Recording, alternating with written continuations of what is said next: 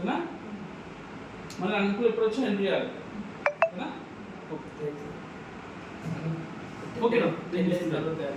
ఏదైనా సరే అన్న.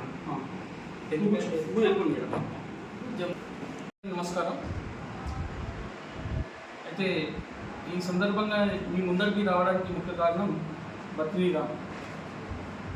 బత్రీరామ్ యాక్చువల్గా మన గజ్వేల్ ప్రాంగణంలోనే స్థానికంగా ఒక 10 సంవత్సరాలు ఈ గజ్వేల్ ప్రజలకు ఎన్నో సేవలు చేసింది.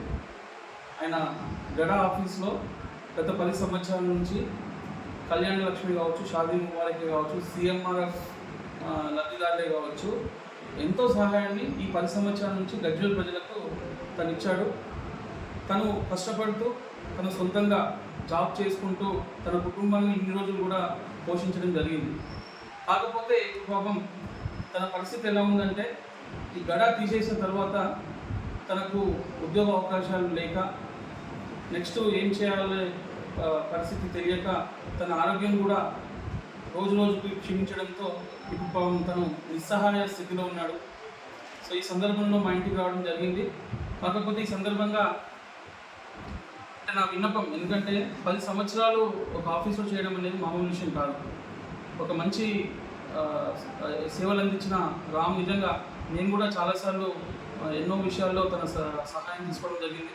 ఎప్పుడు కూడా ₹1 కూడా ఆశించలేదు. ₹1 కూడా తీసుకోకుండా ఒక మంచి సేవలు ఈ గజ్వేల్ ప్రజలకు అందించింది రామ్. కానీ ఇప్పుడున్న ఈ స్థితిలో తనని ఆదుకోవడం మన అందరి బాధ్యత.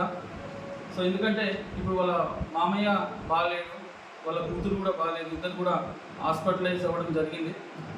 సో ఈ సందర్భంలో మా ఇంటికి రావడం జరిగింది. ఈ సందర్భంగా ప్రతి ఒక్కరికి కూడా ముఖ్యంగా ఇక్కడ ఉన్నటువంటి గవర్నమెంట్ అఫీషియల్స్ కూడా నచ్చిన రిక్వెస్ట్ ఏంటంటే, అతను అఫీషియల్గా గవర్నమెంట్ సంస్థలోనే 10 సంవత్సరాలు చేసింది కాబట్టి దయచేసి గవర్నమెంట్ సంస్థల్లో తన టాలెంట్ని బట్టి ఒక అవుట్సోర్సింగ్ విధానంలో తనకు ఉద్యోగ అవకాశం కల్పించినట్టయితే ఎంతో సహాయం చేసిన వాళ్ళం అవుతాం. సో దానికి అనుగుణంగా ఏం చేయాలన్నా మా FFU టీం ఎప్పుడైనా ముందుంటుంది. త్వరలో కూడా నేను FFU సభ్యులందరినీ సంప్రదించి వారి ద్వారా కూడా ఆర్థిక సహాయం అందించే విధంగా రామ్కి హెల్ప్గా ఉంటాను. సో దీంతోపాటు గవర్నమెంట్ అఫీషియల్స్ కూడా ఒక్కసారి తన విషయాన్ని గురించి ఆలోచించి ఏదైనా ఒక ఉద్యోగ అవకాశం తన కల్పించే విధంగా సహాయపడాలని ఈ సందర్భంగా తెలియజేస్తున్నాను. Thank you.